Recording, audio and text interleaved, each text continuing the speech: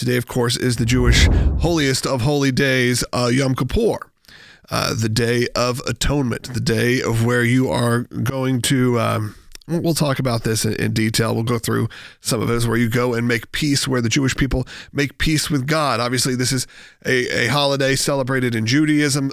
Some Christians have made their own version of it, as well as, of course, this would have been a holiday that Jesus would have celebrated as well as someone who practiced Judaism.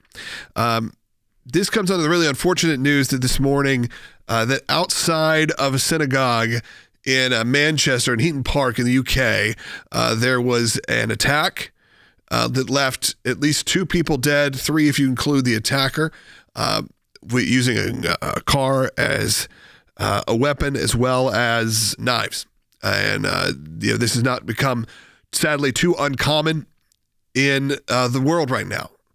Now, of course, in the UK, the sort of crime involving stabbing has become a much, much bigger problem, as the guns are not easily accessible, thanks to the police force there that was able to really take down this attacker very quickly. I mean, unfortunately, of course, you have multiple people left dead, and I can't tell you how horrible that was to wake up to a text this morning from our producer to see that as we were planning out this show late last night. But they were able to take out that attacker very quickly. And of course, this again, like I said, is on the holiest of holy days, as we also approach the anniversary of October 7th next week.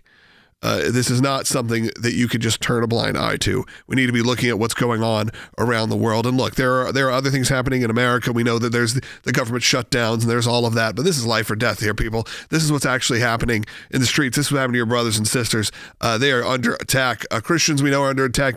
Jewish people are under attack around the world right now, and it's being stoked, and it's being the fermentation of it is strong, whether that's from Americans or the West in general. Of course, at the heart of it is what's going on in Israel.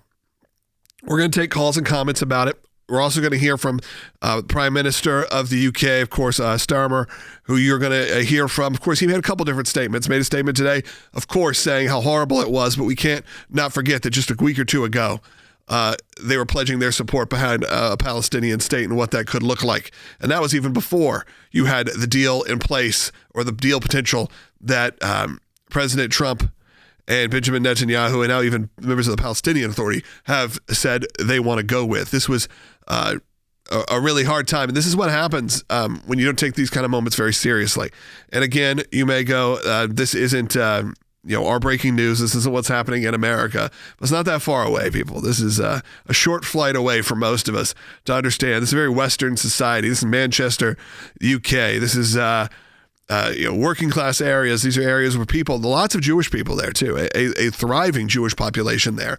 And now they are under attack on their holiest of holy days. Not shocking that something could happen today, sadly, because that is the track record. People attack on these days that they know are very important. A lot of people may not even go to synagogue. They may not even find themselves religious, but find themselves at their local synagogue today out of tradition, out of honoring their families, or maybe out of a call from God. I saw some people say that too, saying, you know what, maybe it's the 2 days of the year where the Jewish people feel like they can be themselves. When this kind of attack happens, we need to think globally, not just what's happening locally. Look what happened to our brothers and sisters also in the LDS Church just a week ago. This is becoming all too common, that we are dealing with these attacks, that we are dealing with true life and death scenarios just by attending your place of worship. And maybe that we don't have the details of specifically why this person did what they did, but there's also reports that they had alternate weapons on them, maybe bombs, maybe other ways. We know that they were currently trying to clear the area and to clear the body, because they know that they were able to isolate it, take him down.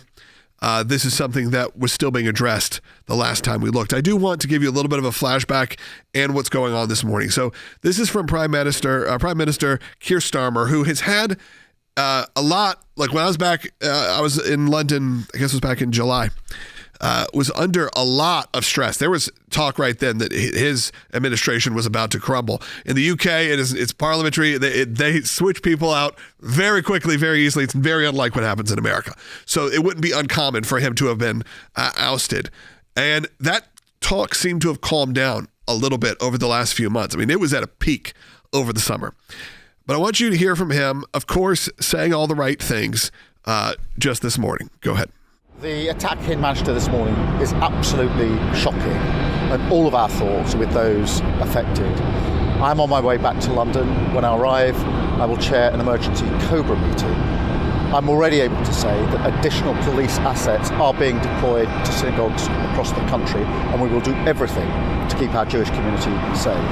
I've spoken to Mark Gardner of the CST and Andy Burnham, Mayor of Manchester, and I want to thank the emergency services for the speed of their response. How do we talk about this? How do we fight back against this? Well, it's a lot easier when you have Keir Starmer out there saying, this is all horrible. We're gonna spend money and put assets in front of synagogues. Well, this was just 2 weeks ago from Starmer. This was obviously in that moment when a few of the countries in Europe got together and said, you know what? Now's the time. Now's the time, 2 years almost after the October 7th attack, where thousands of people were murdered, thousands of Jews were murdered for going to a music festival or living on a kibbutz by Hamas. Now's the time to say, let's start the pathway to a Palestinian state. Again, remember, this is before the deal President Trump and Benjamin Netanyahu put out just a couple days ago. And look, I'll tell you, I question a lot of all of those things. It's not like I'm sitting here blindly supporting anyone. But let's hear from Keir Starmer. You just heard from him from this morning. Let's flash back to September 21st, just a couple weeks ago. In the face of the growing horror in the Middle East, we are acting to keep alive the possibility of peace and a two-state solution. That means a safe and secure Israel alongside a viable Palestinian state. At the moment, we have neither. Ordinary people, Israeli and Palestinian, deserve to live in peace, to try to rebuild their lives free from violence and suffering. And of course, that sounds good. Why wouldn't we support that? Well, because these are the moments that happen when you start down this very dangerous road.